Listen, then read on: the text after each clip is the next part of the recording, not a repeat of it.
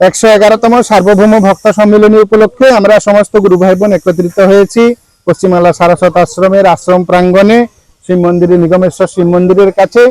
আমরা এখন অনেক ব্লগার ভাইরা আসছে, ইউটিউবার ভাইরা, যাক ঠাকুর মহারাজের এটাও একটা প্রচার প্রসার, এটাও একটা সেবা। মানুষ যে আনন্দ পাচ্ছে, তাদের একটা মানসিক আনন্দ, তৃপ্তি, স্ফূর্তি, সামঞ্জস্য, এগুলো একটা সেবারই উপাদান।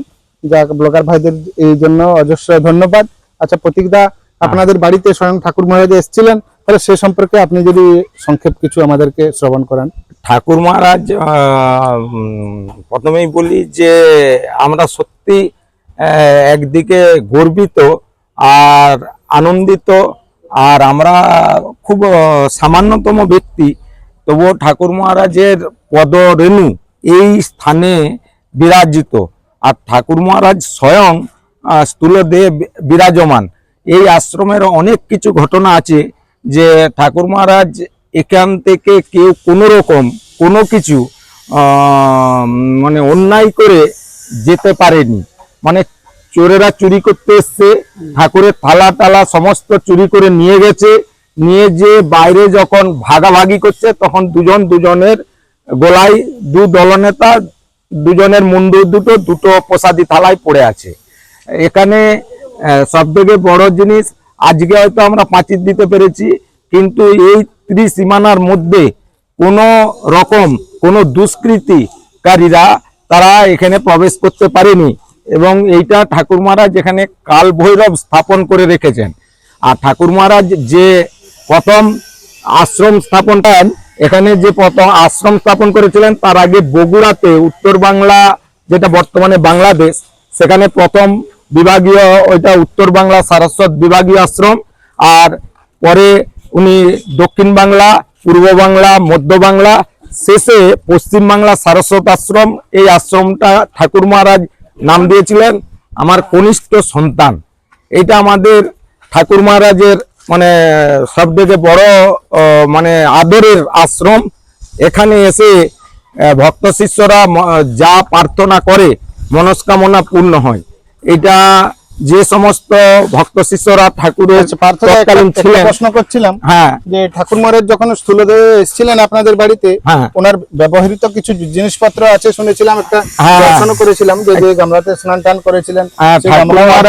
ঠাকুর মহারাজ এসেছিলেন আমাদের বাড়িতে, উনি স্নান করতেন, উনি একটু স্থূলদেহে ছিলেন আর কি। তো উনি একটা চৌকিতে বসতেন, নদীর থেকে ওনাকে জল এনে গামলাতে দিতে হতো, উনি সেই গামলাতে মগে করে উনি স্নান করতেন।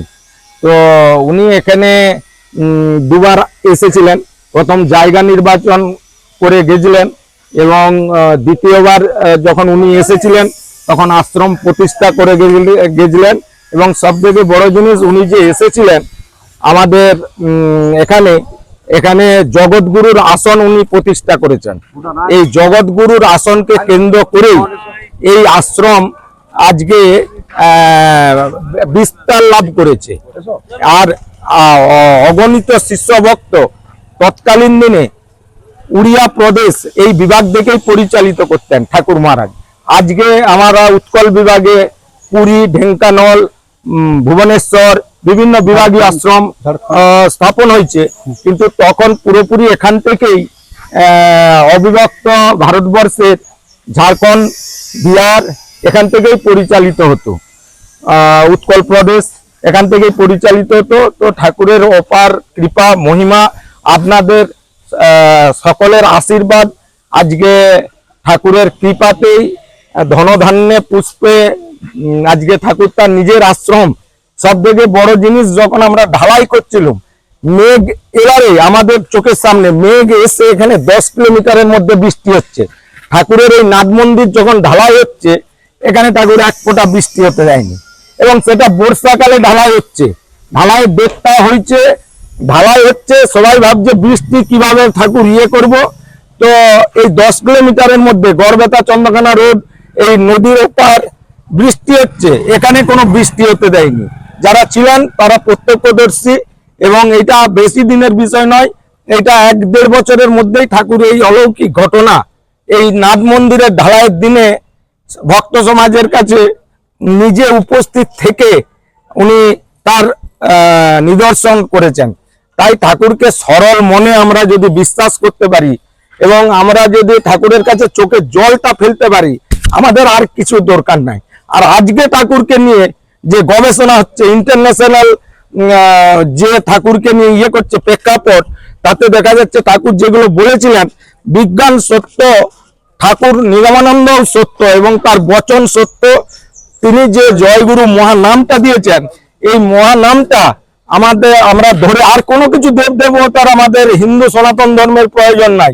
আমরা যদি ঠাকুরকে বিশ্বাস করি, তাতেই কৃষ্ণকে পাবো, তাতেই আমরা রাধাকে পাবো, তাতেই দুর্গাকে পাবো, তাতেই শিবকে পাবো, তাতেই রামকে পাবো। ঠাকুর অন্তর্যামী, আমাদের ঠাকুর এবং শিষ্যগত প্রাণ। ঠিক আছে, তো জয় গুরু। এই কটি কথা বলেই আমরা বলছি।